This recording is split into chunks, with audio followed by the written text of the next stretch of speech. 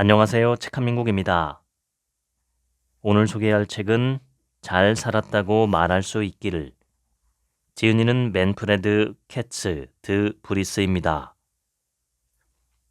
리더십 개발 및 조직 변화 분야의 저명한 임상 석좌 교수로서 세계적인 명성을 보유한 경영 전문 대학원 인시아드의 주임 교수이자 인시아드의 글로벌 리더십 센터를 만들었다. 교수로서 그는 인시아드의 우수 교수상을 6번 수상했다.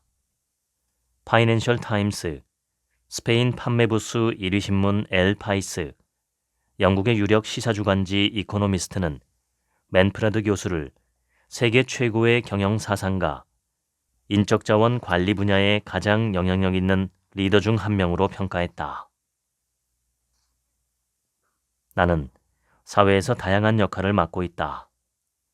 필요에 따라 정신분석가, 리더십 코치, 경영관리 교육가, 연구자, 그리고 작가 입장에 선다. 하지만 어떤 역할로 대중 앞에 서든 내가 받는 질문 대부분은 결국 후회 없는 삶이란 무엇인가에 관한 것이었다. 나는 이러한 질문에 답하는데 이야기만큼 효과적인 것이 없다고 생각한다.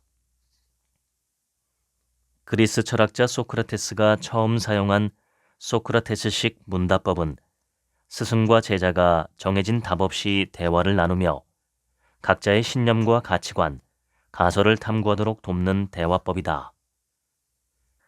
소크라테스는 끊임없이 질문을 던져 제자들이 비판적으로 사고하여 각자의 관점을 도출할 수 있도록 독려했다. 질문은 언제든 자신을 향할 수 있었고 질문을 받은 사람은 반드시 대답을 해야 했다. 이 교육 방법은 독립적인 사고를 촉진하는 데 매우 효과적이었다. 그러나 소크라테스식 대화의 궁극적인 목표는 도덕 교육에 있었다. 여기서 도덕 교육이란 학생들이 어떻게 가치 있는 삶을 살아야 할지를 스스로 깨닫도록 돕는 일이었다. 이 책을 쓰기로 결심했을 때 내 안에 두 가지 모습을 의인화하여 소크라테스식 대화를 나누게 해보면 어떨까 하는 생각이 떠올랐다. 순진한 나와 성찰적인 내가 나누는 대화였다. 내가 태어난 네덜란드에서 카부터는 무척 친숙한 존재로 축소된 인간의 모습으로 언덕이나 동굴에 사는 지혜로운 존재이다. 이 책은 결과적으로 험지를 헤매는 여행자, 즉 순진한 나와 카부터, 즉 성찰적인 나 사이의 대화로 구성됐다. 먼 옛날 스스로에게 만족하지 못하는 석공이 있었다. 어느 날 석공은 부유한 상인의 집을 지나가다 문틈으로 안을 엿보게 되었다. 귀한 물건으로 가득 찬 집에 기품 있는 손님들로 북적이는 모습을 보자 석공은 상인이 몹시 부러워졌다. 나도 저런 상인이 되면 좋겠다. 놀랍게도 석공의 소원이 이루어졌다.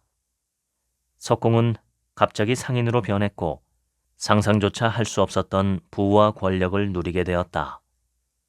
그러던 어느 날 상인이 된 석공은 고위 관료가 행차하는 모습을 보았다. 부유한 상인이라 하더라도 관료의 행차 앞에서는 몸을 낮춰 절해야만 했다. 저 관료는 얼마나 대단한가. 나도 저런 관료가 되면 좋겠다. 다시 한번 소원이 이루어졌다. 그는 고위 관료가 되어 자수가 놓인 가마를 타고 어디든 행차했다. 어느 무더운 여름날이었다. 고위 관료가 되어 가마를 타고 다니던 석공은 장렬하는 햇빛 때문에 피부가 타들어가는 느낌이 드는 것이 싫었다. 태양은 하늘에서 찬란하게 빛나고 있었다. 저 태양은 얼마나 대단한가. 나도 저런 태양이 되면 좋겠다. 곧 그는 태양으로 변해 강렬한 빛을 내리쬐었고 밭을 태워 농부와 일꾼들의 불만을 샀다. 하지만 개의치 않았다. 태양이 된 자신이 좋았기 때문이다. 그러나 만족은 오래가지 않았다. 먹구름이 햇빛을 가로막아 땅에 닿지 못하게 하자 짜증이 치밀었던 것이다. 저 구름은 얼마나 대단한가. 나도 저런 구름이 되면 좋겠다. 구름으로 변한 석공은 비를 쏟아붓고 들판과 마을에 홍수를 일으켜 모두의 미움을 샀다. 그러나 얼마 지나지 않아 그는 자신이 어떤 강력한 힘에 의해 밀려나는 것을 느꼈다. 바람이었다. 저 바람은 얼마나 대단한가. 나도 저런 바람이 되면 좋겠다. 석공은 순식간에 바람이 되어 집의 지붕을 날려버리고 나무를 뿌리째 뽑아버렸다. 하지만 자신이 아무리 강하게 불어넘기려 해도 꼼짝하지 않는 것을 발견했다. 거대한 바위였다. 저 바위는 얼마나 대단한가. 나도 저런 바위가 되면 좋겠다. 눈 깜짝할 사이에 바위로 변한 석공은 마침내 세상에서 가장 막강한 존재가 된 것 같았다. 그런데 아래를 내려다보니 한 석공이 끌과 망치를 사용해 바위 밑부분을 깎아내고 있었다. 마법 같은 여정의 끝에 석공은 결국 여정을 시작했던 곳으로 돌아와 있었다. 이 이야기는 우리가 무엇을 바랄 때 신중해야 한다는 교훈을 준다. 남이 가진 것이 더 좋아 보일 수 있지만 막상 그 자리에 가보면 기대와 달라 놀랄 수 있기 때문이다. 또한 이 이야기는 인간이 자신이 가진 것에 만족하지 않는 경향이 있다는 사실을 일깨운다. 자신이 누구인지, 어떤 사람인지, 무엇을 가졌는지를 알고 있는 그대로 감사하는 법을 배운다면 우리는 좀 더 충만한 삶을 살 수 있다. 부처가 말했다. 평화는 내면에서 오는 것이다. 밖에서 찾지 말라. 나는 집에서 멀리 떠나와 시베리아의 야생을 탐험하고 있다. 매일 반복되는 바쁜 일상에서 벗어나 자연을 탐험하고 싶었다. 길을 잃었을지도 모른다.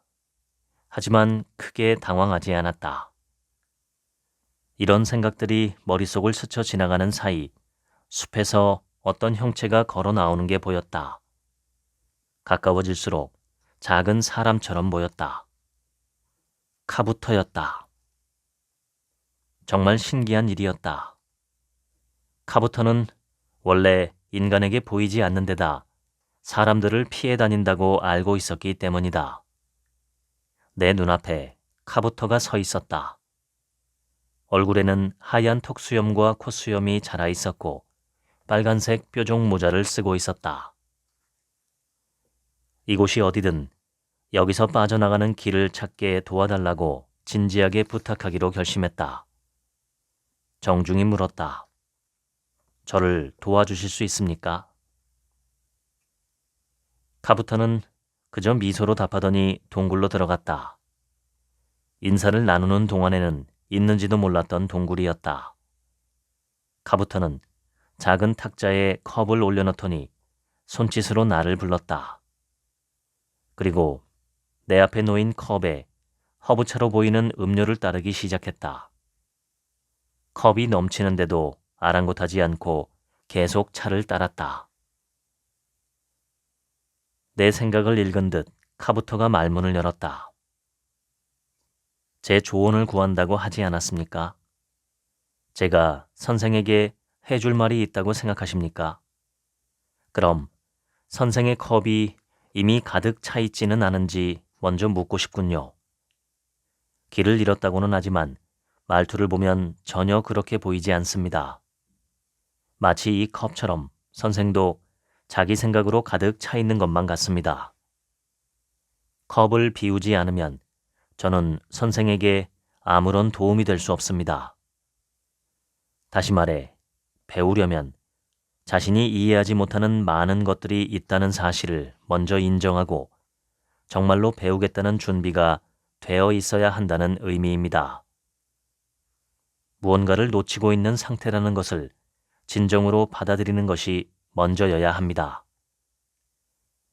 이미 자신이 모든 것을 알고 있다고 믿는 이상 어떤 것도 배우기 어렵다는 말이지요. 입을 열기 전에 마음을 여는 법을 먼저 배워야 합니다. 새로운 것을 배우려면 앞서 배운 것을 잊어야 하지요. 새로운 가능성을 향해 마음을 열면 그제야 보이는 새로운 것들에 아마 깜짝 놀라게 될 겁니다.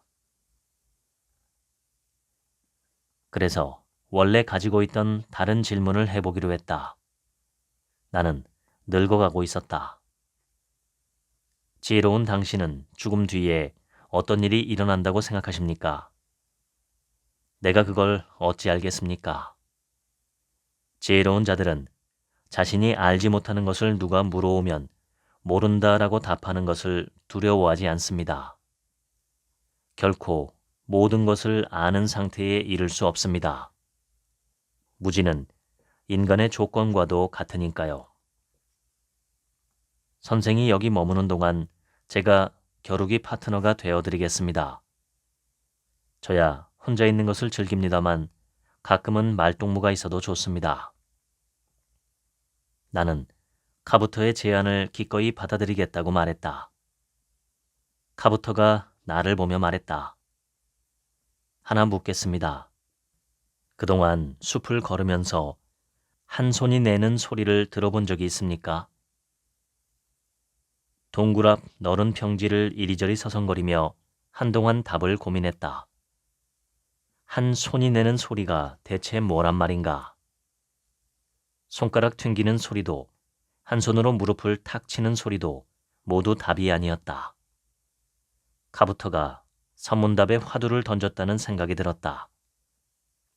불교에서 화두는 수행하는 사람의 마음속에 큰 의심을 불러일으키기 위해 사용하는 이야기나 대화, 질문 또는 명제를 일컫는다.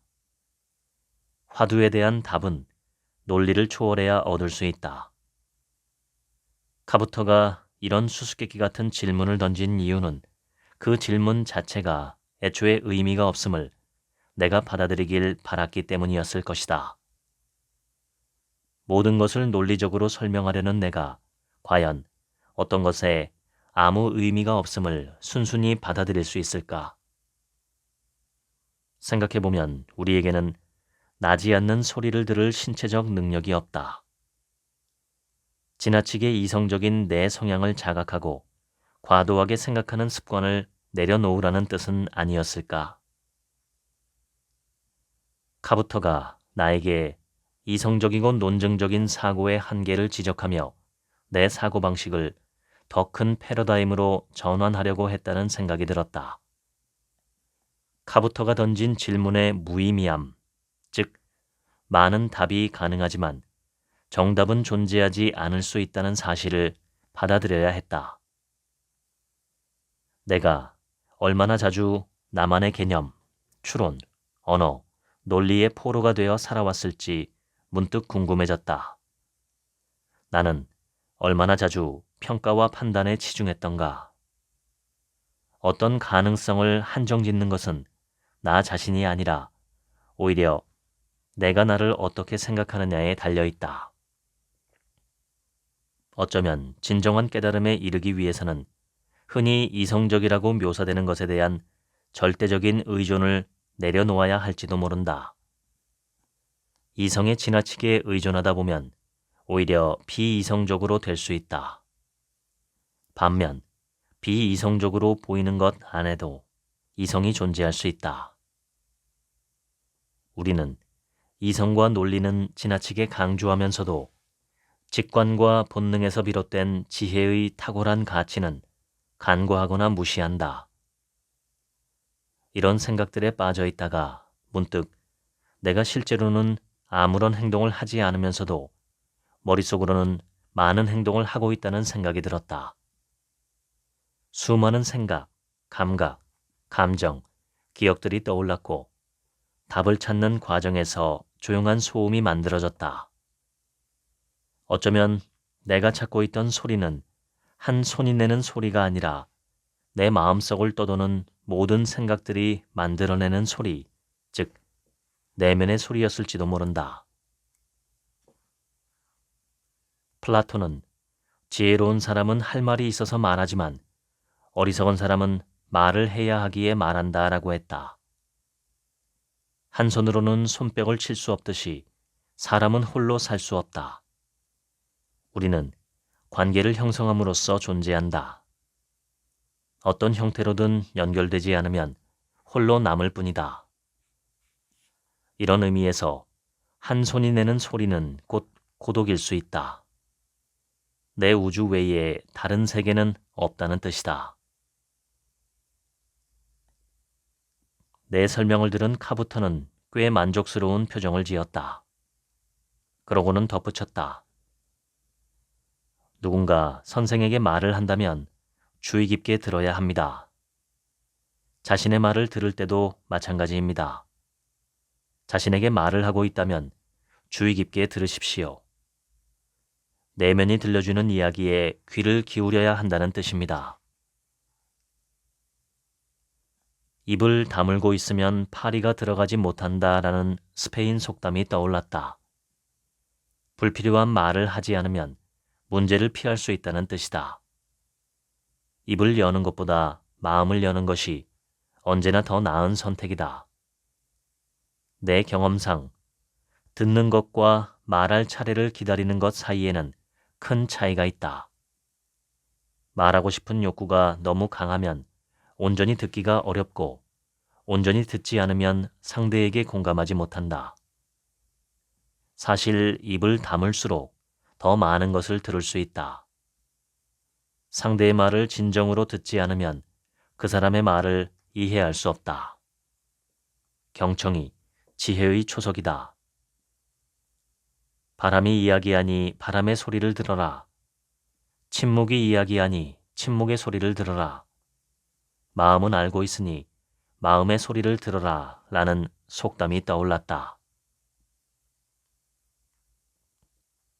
잠시 뒤 카부터가 이야기를 시작했다. 밤낮 없이 매일 북을 치는 소녀가 있었습니다. 아무리 말려도 소용없었지요. 북소리가 계속되자 마을 사람들의 인내심도 바닥나기 시작했습니다.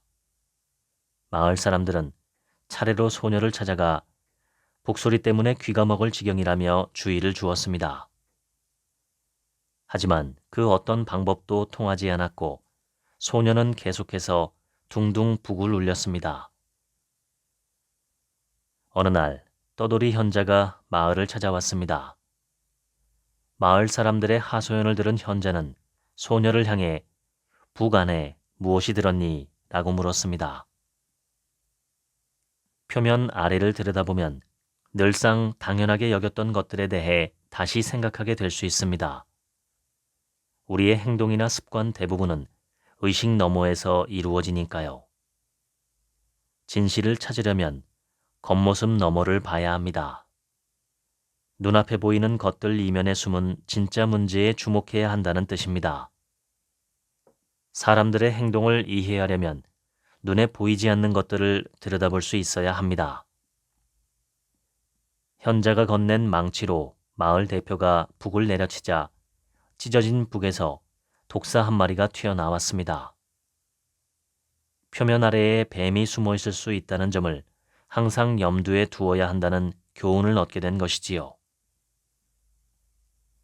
정신분석학자 칼 융은 무의식을 의식화하지 않으면 무의식이 삶을 좌지우지하게 된다. 그리고 당신은 그것을 운명이라 부를 것이다 라고 말했다. 살다 보면 때로 떨어지는 것과 뛰어내리는 것 중 하나를 선택해야 할 때가 있다. 뛰어내릴 때는 어느 정도의 통제권이 나에게 있지만 떨어질 때는 아무런 선택도 할 수 없다. 즉, 의식이 무의식의 힘에 압도될 수 있다는 말이다.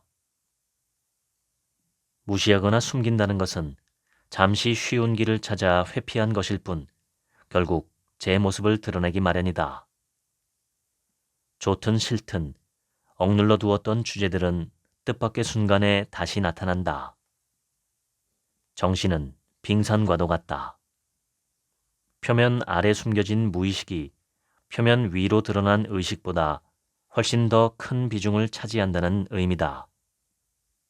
우리는 자신을 잘 알고 있다고 생각하지만 이는 자기 기만에 불과할 뿐이다. 자신을 진정으로 이해하기 위해 알아야 할 많은 부분은 사실 무의식 속에 머물고 있다. 무의식은 우리가 누구인지, 어떻게 생각하고 행동하며 반응하는지, 그리고 무엇을 믿는지와 관련된 모든 것을 통제한다. 신경과학자들은 절차적 무의식과 선언적 무의식을 구분한다.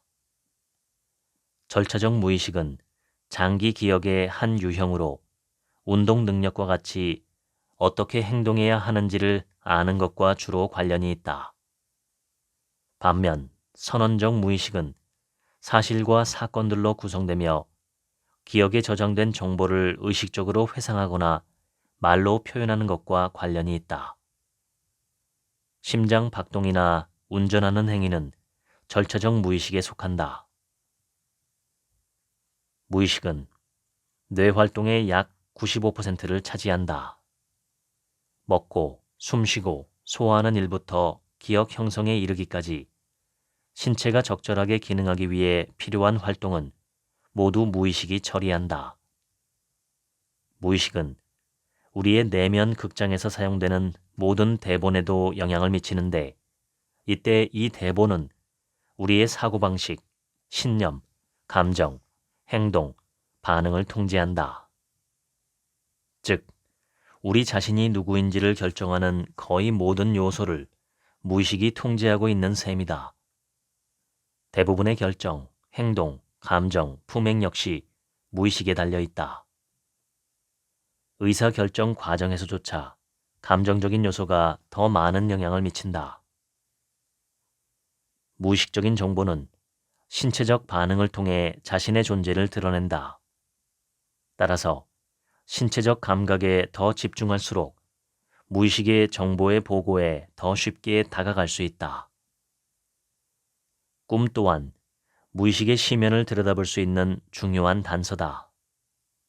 지그문트 프로이트는 꿈을 무의식으로 가는 왕도라고 불렀다. 무의식은 행동으로 표출되기도 한다.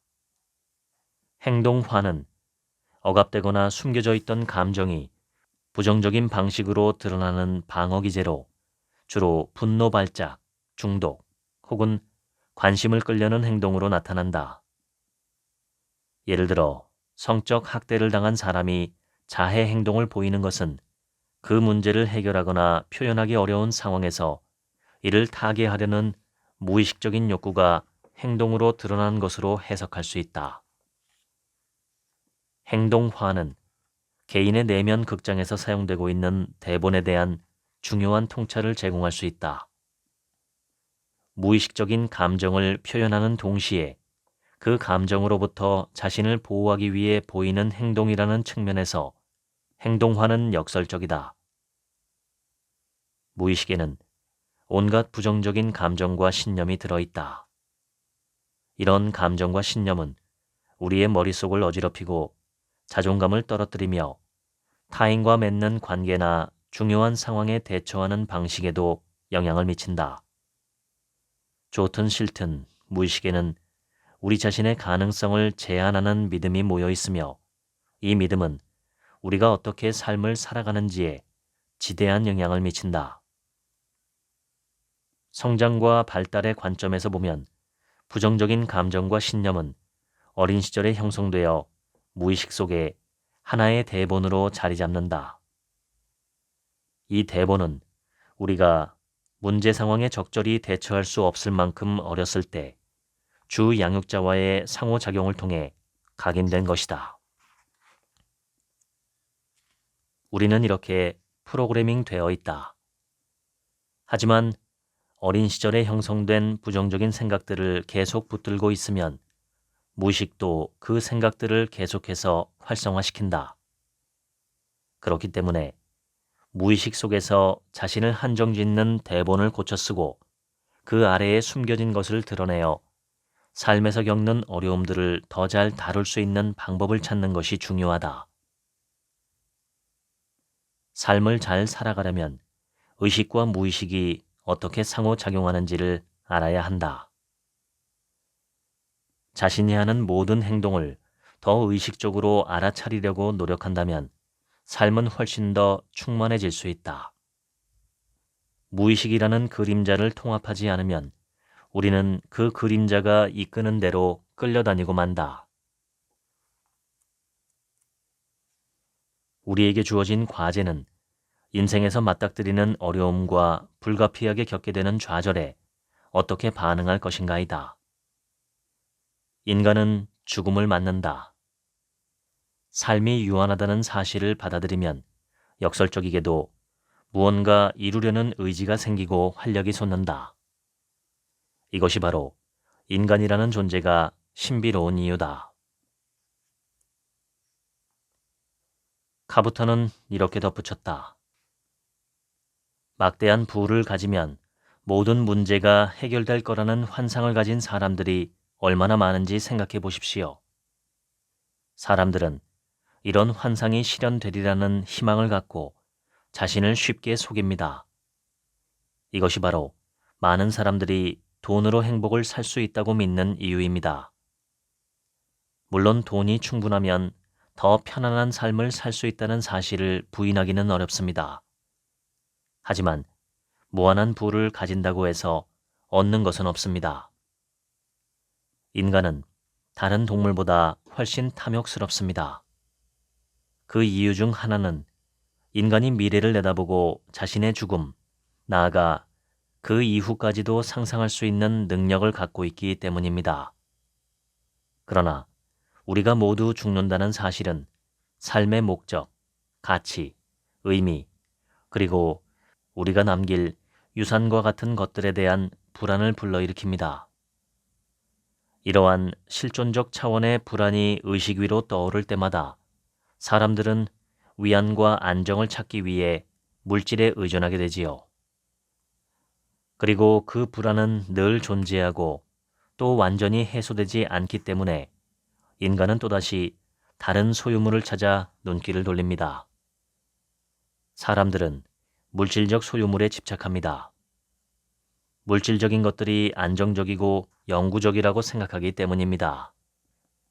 하지만 물질적인 것은 영원하지 않습니다. 탐욕은 결코 충족되지 않는 욕구를 끝없이 만족시키려는 고된 노력입니다. 페르시아 시인 루미는 탐욕을 일컬어 사람을 눈멀고 어리석게 만들어 죽음의 쉬운 먹잇감이 되게 한다라고 말한 바 있습니다. 미국의 사회개혁가 헨리 워드 비처는 이기심이란 남에게서 보일 때는 용서하지 못하지만 자기 자신은 결코 벗어날 수 없는 혐오스러운 악덕이다라고 말했습니다. 이기적인 사람 대부분은 자신이 다른 사람들에게 관대하다고 착각합니다. 이기심은 자신의 평판을 해치고 사람들과의 관계에 영향을 미칩니다. 자신을 서서히 그러나 확실히 사람들과 멀어지게 만들지요. 이기적인 사람들은 다른 사람을 행복하게 해주려고 노력하는 사람들보다 행복하지 못할 가능성이 높습니다. 문제는 단기적으로 이기심이 이익을 가져다 준다는 데 있습니다. 인생은 얼마나 많이 소유하느냐가 아니라 얼마나 많이 나누느냐에 관한 것입니다. 인류의 역사를 돌아보면 고통은 대부분 이기심에서 비롯되었습니다. 미국의 해리 트루먼 대통령은 개인적 차원이든 국가적 차원이든 대부분의 문제를 초래하는 원인은 이기심과 탐욕이다 라고 말한 바 있습니다. 세상에는 더 많은 이타심이 필요합니다. 세상에서 얻는 것보다 세상에 더 많이 기여하는 삶을 살아가십시오. 진화적인 관점에서 보면 호모사피엔스가 오늘날까지 생존할 수 있었던 이유는 인류의 조상이 위협을 예측하고 반응하는 데 탁월했기 때문입니다. 두려움은 위험한 상황을 경고하는 중요한 신호 역할을 해왔습니다. 수천 년 동안 이러한 위협 감지 능력은 인간이 생존하는 데 큰 도움이 되었지요. 시대는 많이 변했지만 세상에는 여전히 다른 형태의 위협들이 존재합니다. 여전히 두려워할 것들이 많지요. 그러나 실제로는 위협이 없는데도 위협이 있다고 착각하기 쉽습니다. 그 결과 아무런 징후가 없어도 위험을 감지해서 싸우거나 도망치기로 결단하는 원시 반응이 과도하게 활성화될 때가 있습니다.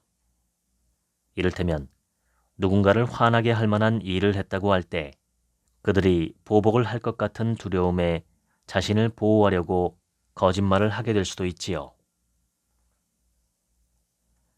숲속 동굴에 늙어 병든 사자가 살고 있었습니다. 어느 날 숲속 동물들이 사자의 동굴 앞에 모두 모였습니다. 하지만 여우만은 모습을 드러내지 않았지요. 늑대는 이때다 싶어 여우를 비난했습니다. 숲의 왕인 사자를 마땅히 존경해야 함에도 불구하고 여우에게는 그런 마음이 없다고 목소리를 높였지요. 늑대의 말이 끝날 무렵 여우가 나타났습니다. 여우는 자신이 늦은 이유를 설명할 기회를 달라고 요청한 다음 여기 있는 다른 동물들과 달리 저는 우리의 왕이신 당신을 낫게 할 방법을 찾아 먼 길을 다녀오는 길입니다. 여러 의사를 만난 끝에 치료법까지 알아왔어요. 라고 말했습니다. 여우의 말에 놀란 사자가 어서 그 치료법을 고하라 라고 재촉하자 여우는 의사들이 말하길 고열이 나면 늑대의 가죽을 벗겨 몸을 따뜻하게 해야 한답니다. 그래야만 나을 수 있다고 했어요. 라고 답했습니다. 뒷말은 심각한 부작용을 초래합니다. 남을 뒤에서 헐뜯는 대신 솔직하게 대화만 나누어도 아마 이 세상 많은 문제가 해결될 겁니다. 다른 사람을 헐뜯어서는 안 됩니다. 진화적인 관점에서 볼 때 선사시대의 인류는 정보 공유 덕분에 생존할 수 있었습니다. 소규모 집단에서 생활하던 당시에는 한 집단의 구성원을 개별적으로 파악해 누가 신뢰할 만한지를 구분해내는 것이 무척 중요했습니다. 초기에는 모두 가까이 살았기에 이러한 정보 파악이 어렵지 않았습니다. 집단의 규모가 점점 커지면서 한 집단의 구성원들이 하는 일을 일일이 파악하기가 어려워졌습니다. 그럼에도 불구하고 살아남기 위해서는 자신의 삶에 영향을 미칠 수 있는 사람들에 대해 아는 것이 중요했지요. 결과적으로 주변 사람들에 대한 세부 정보를 갖고 있는 사람들이 살아남아 번영할 수 있었습니다. 이러한 정보를 얻기 위해서는 대화하고 듣고 관찰하는 능력이 필요했습니다. 그러니 뒷말이 인간에게 매우 자연스러운 행동이라는 것은 그리 놀랄 일이 아닙니다. 뒷말은 대화, 정보 공유, 그리고 공동체 형성에 있어 중요한 역할을 해왔습니다. 사실 뒷말은 주변 사람들에 대한 이해를 바탕으로 그들과 더 잘 지낼 수 있는 효과적인 의사소통 방법입니다. 뒷말, 그러니까 대화하고 듣고 비밀과 사연을 공유하는 것 역시 유대감을 형성하는 하나의 방법이라는 말이지요. 뒷말은 일종의 이야기입니다. 그리고 인간은 단순한 데이터보다 이야기를 더 잘 이해해야 합니다. 만약 자신이 뒷말로 다른 사람을 판단하거나 깎아내리며 비난하고 있다면 그 이유를 스스로에게 물어봐야 합니다. 내 자존감을 높이려고 이 험담을 늘어놓는 것이 아닐까? 내 위신을 높이려고 다른 사람을 깎아내리고 있는 건 아닌가? 남을 부당하게 깎아내리고 있지는 않은가? 누군가가 나를 나쁘게 말했다고 복수를 하려는 건 아닌가? 하고 물어야 하지요. 만약 대화의 목적이 남을 헐뜯는 것에 지나지 않는다고 생각될 때는 그 대화를 끝내는 습관을 들이십시오. 정신분석학자 칼 융은 인간의 완전함은 자신의 그림자를 받아들이는 능력에 달려있다 라고 말했습니다. 자신의 어두운 면을 받아들여야 비로소 온전해질 수 있다는 의미이지요. 융은 그림자 측면을 통합하기 위해 노력해야 한다고 제안합니다. 자신의 진정한 적은 두려움입니다. 자기 탐구는 자신에 대한 환상을 깨뜨릴 수 있으므로 많은 두려움을 동반합니다. 하지만 자기 이해를 통해 비로소 더 큰 통제력을 얻을 수 있습니다. 아리스토텔레스가 말했듯이 자신을 아는 것이 모든 지혜의 시작입니다. 어느 여름날이었습니다. 극심한 더위 속에서 동물들이 갈증에 시달리고 있을 때 표범과 멧돼지가 작은 샘터에 거의 동시에 도착했습니다. 둘은 누가 먼저 물을 마셔야 하는지를 두고 말다툼을 벌이다가 몸싸움을 시작했습니다. 죽음을 각오한 싸움을 앞두고 잠시 숨을 고르던 표범과 멧돼지는 나뭇가지에 앉은 독수리 떼가 자신들을 줄곧 지켜보고 있었다는 것을 알게 됩니다. 그래서 둘은 싸움을 그만두기로 했습니다. 독수리의 먹잇감이 되는 것보다 물을 조금씩 나눠 마시는 것이 낫다고 생각했기 때문입니다. 다시 말해 타협하기로 한 것입니다. 타협은 긍정적 의미와 부정적 의미를 모두 담고 있는 단어입니다. 긍정적인 의미의 타협이란 모두에게 이익이 되는 합의를 이룬 경우를 말합니다. 부정적인 의미의 타협은 인간관계에서 자주 나타납니다. 이때 타협은 당사자 모두 자신이 지나치게 양보했거나 적게 받았다고 느끼는 경우로 어느 쪽도 만족하지 못한 합의라고 볼 수 있지요. 타협이라는 의미의 영단어 컴프로마이즈는 13세기 프랑스어에서 왔습니다. 당시에는 분쟁 당사자들이 중재자의 결정을 따르겠다는 상호 약속을 의미했지요. 어느 쪽도 중재자의 결정에 만족하지 않을 수는 있지만 그럼에도 그 결정을 따르기로 맹세했던 것입니다. 이처럼 타협은 반드시 양쪽이 원하는 것을 모두 얻는 해결책을 의미하지는 않습니다. 타협은 각 당사자가 자신의 요구사항 중 일정 부분을 포기하는 거래입니다. 타협은 인간이 나누는 모든 상호작용의 기본 원칙입니다. 자신이 원하는 것과 다른 사람들이 원하는 것 사이에서 선택은 불가피하지요. 직장에서, 가정에서, 가족과 친구들 사이에서, 심지어 여가 시간에도 타협은 필요합니다. 삶의 모든 순간에 타협이 필요하다고 해도 과언이 아닐 겁니다. 갈등의 대부분은 타협을 통해 해결될 수 있습니다. 타협하지 않는 사람들은 타협이 사회생활의 기본 원칙이라는 사실을 종종 잊곤 합니다. 모두가 타협을 기꺼이 받아들여야 사회는 비로소 제 기능을 할 수 있게 됩니다. 사회가 오랜 세월 동안 중요하게 여긴 도덕적 덕목은 관용, 유연성, 열린 마음, 협력, 그리고 협동입니다. 이것은 모두 타협과 관련되어 있지요. 성격적인 측면에서 보면 감정 지능이 높고 자기 인식이 뛰어난 사람들이 더 쉽게 공감하고 배려하며 타협할 준비가 되어 있을 가능성이 큽니다. 하지만 타협의 기술을 끝내 배우지 못하는 사람들도 있습니다. 이런 사람들은 분열이나 분리라고 불리는 다소 원시적인 방어 기제에 의존하는 경향이 있습니다.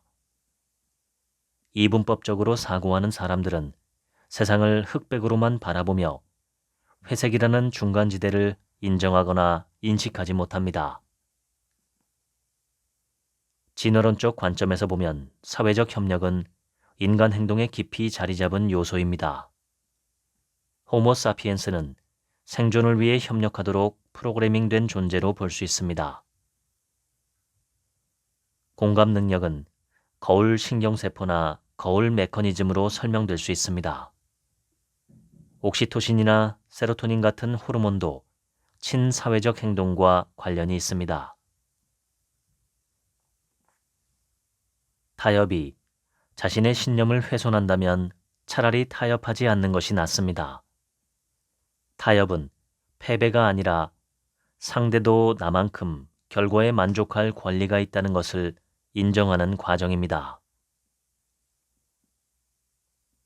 염소 2마리가 맞은편에서 출발해 다리를 건너려고 했습니다.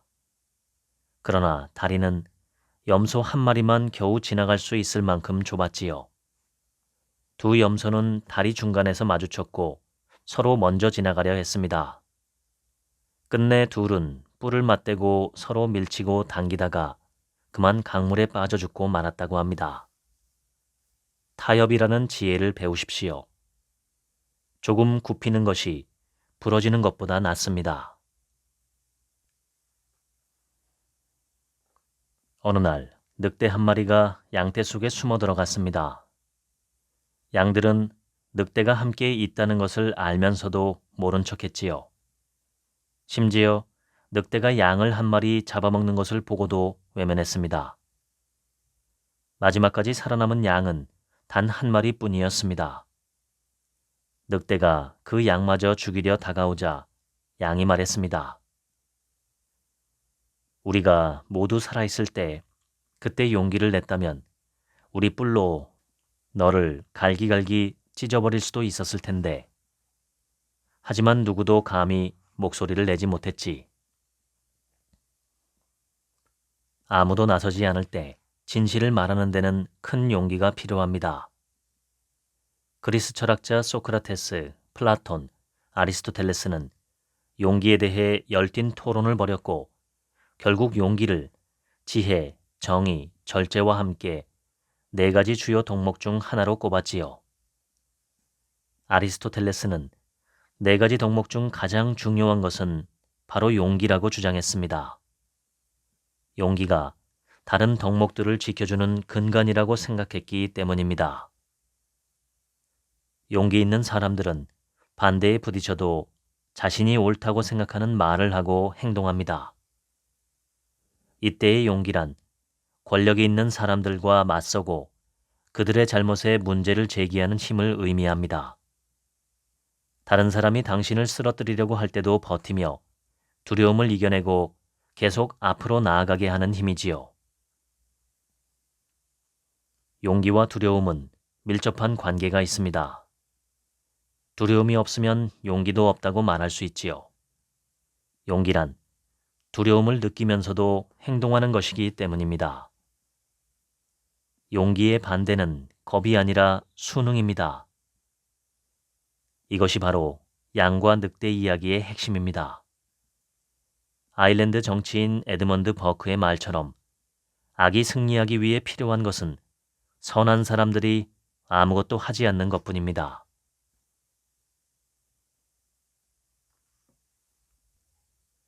어느 날 한 부유한 남자가 세상을 떠났습니다. 자기 재산을 2 딸에게 똑같이 나누어 주라는 유언을 남겼지요. 유산에는 토지, 집, 보석 등 다양한 자산이 포함되어 있었기 때문에 각각의 값어치를 정확히 따지기가 무척 어려웠습니다. 남자는 세상을 떠나기 전에 이런 상황을 예상했고 재산을 공평하게 나눌 수 있게 미리 조치해 두었습니다. 그런데 안타까운 일이 벌어집니다. 아버지를 여의고 얼마 지나지 않아 2 딸 모두 자기가 받은 유산이 더 적다고 의심하기 시작한 것입니다. 장례식이 끝나자 2 딸은 소송을 제기했습니다. 모두 자신이 받은 유산이 더 적다고 주장했지요. 판사는 서로의 유산을 교환하라는 판결을 내렸습니다. 우리는 모두 투사에 빠질 수 있습니다. 심리적인 방어 기제 중 하나인 투사는 자신의 약점을 다른 사람의 도덕적 결함으로 인식하는 현상입니다. 누군가를 부정적으로 판단할 때 그 사람에게 반감을 느끼는 부분이 실제로는 내 안에서 해결되지 않은 문제일 가능성이 크다는 의미입니다. 누군가를 제대로 판단하려면 그 사람의 입장이 되어보려고 노력해야 합니다. 적어도 공감할 수 있어야 더 균형 잡힌 판단을 할 수 있게 됩니다. 자기 자신을 충분히 이해하는 것도 도움이 됩니다.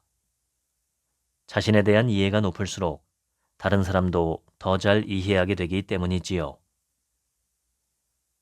간단히 말해 무엇에 대해서든 누구에 대해서든 성급하게 결론을 내려서는 안 된다는 점을 강조하고 싶습니다. 사과나무 아래에서 잠을 자던 토끼 이야기입니다. 토끼가 잠을 자다 갑자기 깨어났는데 마침 바람이 불어 사과 몇 개가 토끼 뒤편으로 떨어졌습니다. 난데없는 소리에 겁에 질린 토끼는 지구가 무너지고 있어 라고 생각하며 전속력으로 달리기 시작했습니다. 도망치듯 뛰어가는 토끼를 보자 다른 토끼들도 쫓아 달리기 시작했습니다. 결국 수백 마리 토끼가 전속력으로 함께 뛰게 되었습니다. 토끼들이 사슴을 지나치며 지구가 무너지고 있어 라고 외치자 사슴도 곧바로 토끼 무리에 합류했습니다. 사슴이 여우에게 똑같이 말하자 여우도 함께 달리기 시작했지요. 점점 더 많은 동물이 함께 달리게 되었습니다. 동물들은 산을 내려오다가 곰과 마주쳤습니다. 곰이 그들에게 멈추라고 소리치자 동물들은 지금 지구가 무너지고 있어요 라고 말했습니다. 곰이 지구가 무너지는 것을 누가 봤느냐라고 묻자 늑대는 제가 직접 보지는 못했지만 여우가 알려줬어요 라고 답했습니다. 그러자 여우는 사슴이 말해준걸요? 라고 말했고 사슴은 토끼들한테 들은 거예요 라고 말했습니다. 마침내 곰은 지구가 무너지고 있다는 말을 처음 했던 토끼에게 다가가 그 말이 사실이냐고 물었습니다. 토끼가 대답했습니다. 그렇습니다. 정말입니다. 제가 사과나무 밑에서 잠을 자다가 지구가 무너지는 꿈을 꿨거든요. 그런데 갑자기 제 뒤에서 진짜로 지구가 무너지는 소리가 들리지 뭐예요. 그래서 깜짝 놀라 달리기 시작했답니다. 토끼의 말에 곰은 그렇다면 그곳으로 돌아가 보자 라고 제안했지요. 곰과 토끼는 사과나무가 있는 곳으로 서둘러 떠났고 다른 동물들은 그 자리에 남아 기다렸습니다. 토끼가 잠들었던 장소에 도착한 곰은 땅에 떨어진 사과를 보고 이렇게 말했습니다. 어리석은 토끼야, 내가 들은 소리는 이 사과가 땅에 떨어지며 난 소리로구나. 우리는 너무 자주 이리저리 끌려다닙니다. 왜 그렇게 해야 하는지도 모른 채 그저 다른 사람들의 행동을 따라 하지요. 군집동물이라 그럴 겁니다. 줏대가 없고 대중을 따르는 경향이 있지요. 한 사람이 공포에 빠지면 다른 사람들도 쉽게 공포에 휩싸입니다. 토끼처럼 되지 않으려면 멈출 수 있어야 합니다. 자신을 다잡은 뒤 내가 왜 뛰고 있는지 어디로 가는지 자문해 봐야 하지요. 여럿을 따라가기보다는 가만히 서서 차분하게 중심을 잡으십시오. 내가 누구인지 그 본질을 붙잡고 군중 심리에 휘둘리지 않도록 주의해야 합니다. 인류의 진화를 보면 우리 조상들은 끊임없는 위협에 시달렸습니다. 오늘날의 군집 동물들처럼 당시 사람들도 최대한 무리의 안쪽에 자리를 잡는 방식으로 자신을 보호하려 했습니다. 현대인들에게도 이러한 행동 양상이 그대로 나타납니다. 사람들은 다른 사람들의 행동을 별 생각 없이 따릅니다. 불안할 때는 자신이 왜 그렇게 행동하는지를 성찰하기보다 그냥 행동으로 옮겨버리고 말지요. 행동을 하면 기분이 나아지고 마치 자신이 상황을 통제하고 있다는 느낌을 받기 때문입니다. 그래서 만약 내가 정신없이 바쁘게 지내고 있다는 생각이 든다면 그 이유를 스스로에게 물어봐야 합니다. 분주함 뒤에 숨어 있는 것은 무엇일까요? 혹시 우울감을 회피하려는 심리적 차원의 방어가 아닐까요? 경제, 사회, 정치 분야가 빠르게 변할수록 마음은 조급해집니다. 이런 상태로 매일을 지내다 보면 한시도 경계태세를 늦출 수 없게 됩니다. 다른 사람들, 미디어 혹은 소셜 네트워크를 통해 얻게 되는 모든 정보를 받아들일 필요는 없습니다. 마음의 중심을 잡고 있으면 어떤 것으로부터 영향을 받을지를 내가 선택할 수 있게 되지요.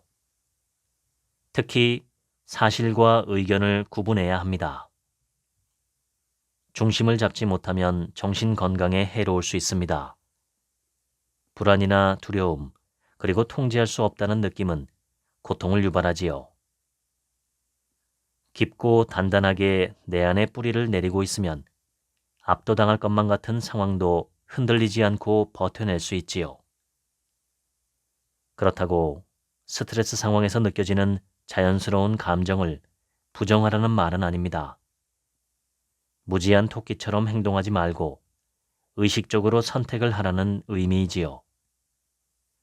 어려움에 직면했을 때는 잠시 멈춰 자신을 성찰하는 시간을 가져보길 바랍니다. 즉각적으로 나오는 반응에 휘둘려서는 안 됩니다. 성찰은 자신에게 잠시 숨을 고를 시간을 주는 것과 같습니다. 삶은 언제나 예상치 못한 일로 채워질 것입니다. 삶의 모든 면을 통제할 여유가 늘 있을 수는 없지요. 인생은 우리가 철저하게 세운 계획을 가장 예상치 못한 순간에 무너뜨리는 방식으로 전개됩니다. 하지만 자신감이 충만하다면 살며 겪게 되는 불가피한 역경에도 잘 대처할 수 있게 됩니다. 중심을 놓치지 않으려면 어떤 일이 닥치더라도 결국 이 또한 지나갈 것이라는 사실을 기억해야 합니다. 고통스러운 상황에 놓이면 자신에게 일어난 일에 대해 누군가를 탓하는 방식으로 반응하게 됩니다.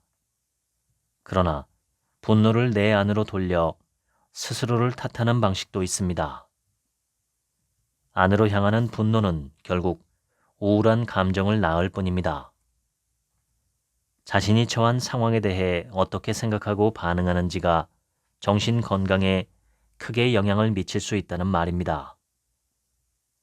과거에 일어난 사건이나 실수에 과도하게 집착할수록 마음은 독으로 물들어 장기적인 행복과 안녕에 부정적인 영향을 미치게 됩니다. 하지만 나쁜 일이 생겼을 때 누구나 실수를 할 수 있다는 사실을 받아들이고 자신을 용서한 다음 그 일을 내려놓되 배움을 얻을 수 있어야 합니다. 어떤 사건에 스트레스를 느낄 때 자기 연민으로 대응한다는 말은 자신의 정신 건강을 지키고 자존감을 높이는 행동을 했다는 뜻과 같습니다. 감정적으로 지혜롭게 대처하는 사람은 자신과 자신이 처한 상황에 대해 진정한 연민을 느끼고 그 연민을 타인에게도 확장할 수 있습니다. 자기 연민이 있는 사람들에게는 세 가지 행동이 나타납니다. 첫째, 그들은 자신의 실패나 실수를 비판하는 대신 이해하려 합니다. 둘째, 실패란 인간이라면 누구나 겪는 공통된 경험이라고 인식합니다. 셋째, 실수를 하거나 부족하다고 느낄 때 부정적인 감정을 더 균형 잡힌 시각에서 다룹니다. 다시 말해, 자기 연민이 있는 사람들은 부정적인 감정이 자신을 지배하도록 내버려 두지 않습니다. 카르페 디엠은 서양 문화에서 가장 오래된 철학적 좌우명 중 하나입니다. 로마 시인 호라티우스가 2000년도 훨씬 전에 처음 사용한 말이지요. 이 순간을 잡아라 라는 말은 지금 일어나고 있는 일에 집중하라는 뜻입니다. 매 순간의 특별함과 가치를 음미하고 불필요하게 일을 미루지 말라는 것이지요. 인생은 아주 짧으니까요. 그런 점에서 카르페 디엠은 죽음을 기억하라 라는 의미의 또 다른 라틴어 문구인 메멘토 모리와도 관련이 있습니다. 카르페 디엠은 사람마다 다르게 해석될 수 있습니다. 어떤 사람에게는 일생일대의 기회를 잡는 것을 의미하고 또 다른 사람에게는 평온한 삶을 즐기는 것을 뜻할 수 있으며 자유로운 쾌락주의로도 받아들여질 수 있지요. 그러나 카르페 디엠을 쾌락주의와 혼동해서는 안 됩니다. 카르페 디엠은 본질적으로 시간을 어떻게 대하느냐에 관한 것입니다. 어떤 사람들은 과거에 사로잡혀 이미 지나간 일을 곱씹고 또 어떤 사람들은 미래만을 꿈꾸며 인생을 허비합니다. 카르페 디엠은 현재를 충실히 활용하고 제한된 시간을 알차게 살아가라는 메시지입니다. 지금 바로 당신이 원하는 삶을 살아가십시오. 이루고 싶은 일이 있다면 미룰 이유를 찾기보다는 지금 당장 시작하는 게 낫습니다. 카르페 디엠이라는 말의 의미는 이처럼 간결합니다. 하지만 이 개념은 안타깝게도 마음챙김 운동에 의해 변질된 측면이 있습니다. 의도치 않게 카르페 디엠의 의미는 단순히 지금 여기에만 집중하며 사는 것이라고 왜곡되고 말았습니다. 오직 현재에만 사는 것이 가능하다고 믿는 것은 위험한 착각입니다. 인생은 결코 순탄한 여정이 아니며 과거와 미래가 지닌 무게는 상당할 수밖에 없습니다. 의식적으로든 무의식적으로든 경험은 각자에게 영향을 미치기 마련입니다. 카르페 디엠의 핵심은 인생을 돌아봤을 때 후회 없는 삶을 사는 데 있습니다. 살아가는 동안 최선을 다하고 자신에게 진정으로 중요한 것이 무엇인지 고민하십시오. 어떤 일이 나에게 기쁨을 줍니까? 내게 활력을 주는 것은 무엇인가요? 반대로 피하고 싶은 일은 없습니까? 카르페 디엠은 자기 자신에게 투자하고 자신을 잘 돌보라는 의미입니다. 과거의 실수, 할 수 있었던 일, 해야 했던 일에 집착하는 것과는 완전히 다릅니다. 카르페 디엠은 행동하고 기회를 붙잡는 것에 관한 것입니다. 세상의 중요한 일 대부분은 온갖 역경에도 굴하지 않고 맞서 싸운 사람들이 이루었습니다. 한 장군이 승리할 가능성이 거의 없는 중요한 전투를 앞두고 있었습니다. 그가 이끄는 군대의 병력은 적군에 비해 무척 열세한 상황이었지요. 장군은 병사들에게 승리할 수 있다는 믿음을 심어주려 애썼지만 병사들의 의심을 거두기는 쉽지 않았습니다. 장군은 이런 병사들에게 희망을 불어넣어야 한다고 생각했습니다. 희망이 있다면 병사들이 모든 것을 바쳐 싸우리라는 것을 알고 있었기 때문이죠. 전장으로 향하던 중 장군은 부대를 멈추고 병사들과 기도를 올렸습니다. 그런 다음 동전을 꺼내들고 병사들을 향해 외쳤습니다. 이제 내가 이 동전을 던지겠다. 앞면은 승리를, 뒷면은 패배를 의미한다. 이제 곧 우리의 운명이 밝혀질 것이다. 장군이 동전을 공중에 던지자 병사들은 숨을 죽이고 동전이 땅에 떨어지는 모습을 지켜보았습니다. 그리고 앞면이 나오자 환호하며 기뻐했지요. 자신감이 차오른 병사들은 마침내 승리를 거두었습니다. 전투가 끝난 뒤 한 대령이 다가와 결국 우리의 운명은 정해져 있었고 아무도 그것을 바꿀 수 없었습니다. 라고 말하자 장군은 동전을 꺼내 보여주며 물론이네. 희망이 있으면 모든 것이 가능해지니까 라고 답했습니다. 동전의 양쪽은 모두 앞면이었습니다.